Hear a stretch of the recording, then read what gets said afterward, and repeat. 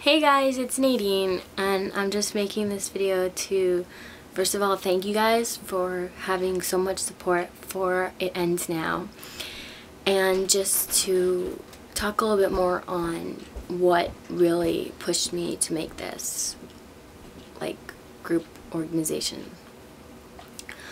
I've, like every other person out there, there's been things that I've gone through in my life that, I don't like talking about, but everyone just kind of brushes it off as something that all teenagers go through, or just everyone goes through something at one point in their life. But It Ends Now is really kind of a defiant response to this. It's just like all of the ways that society tells you to act, all of the ways that society tells you to be, the athletes, the models, the actors, the musicians, the celebrities, just like, you don't have the right to tell me what I should look like or how I should act, and you don't have the right to govern me. It's just how I kind of feel about this.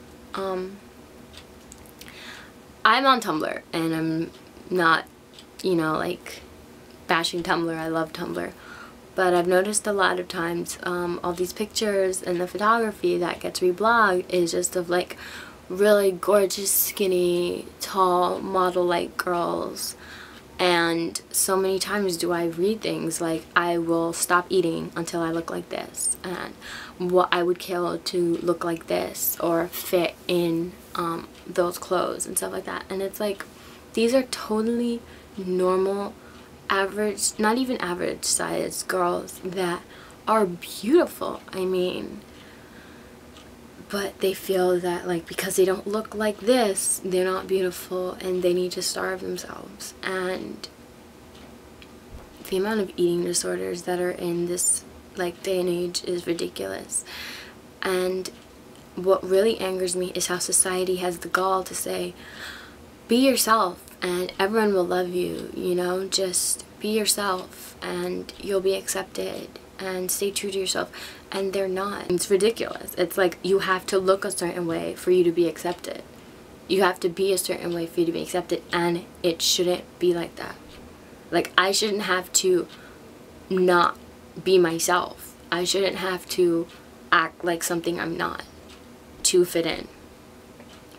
And then when it comes to, like, the stereotypes and the racial associations and stuff like that, it differs for everyone. I mean, thank God that, me being homeschooled, I really wasn't, like, exposed to it in the sense that I never felt pressured to be a certain way. I mean, the most I got was, you're Spanish, why don't you speak Spanish? And I'm like, well, how many Germans do you know in America speak German?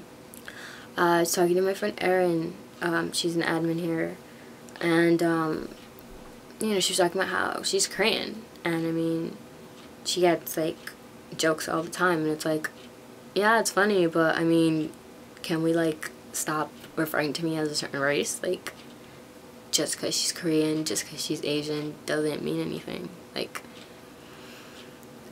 doesn't mean she has to be, like, called the stereotypical Asian,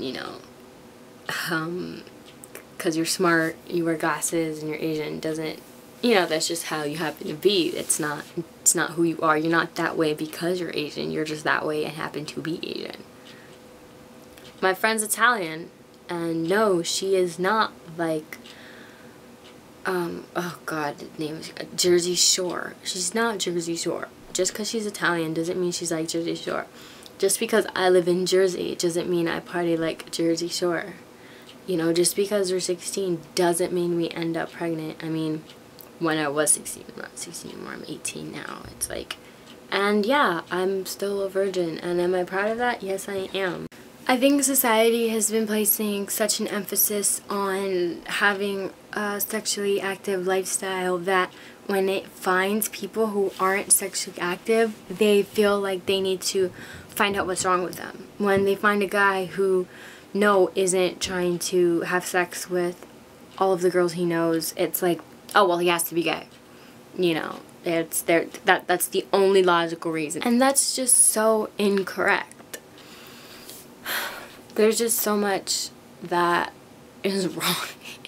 And I mean, I know, you know, no one's ever going to be perfect, and nothing's ever going to be the perfect society or anything like that, but it's become so obvious and in your face and blatant, and it's like, it can't be that way. It just can't be.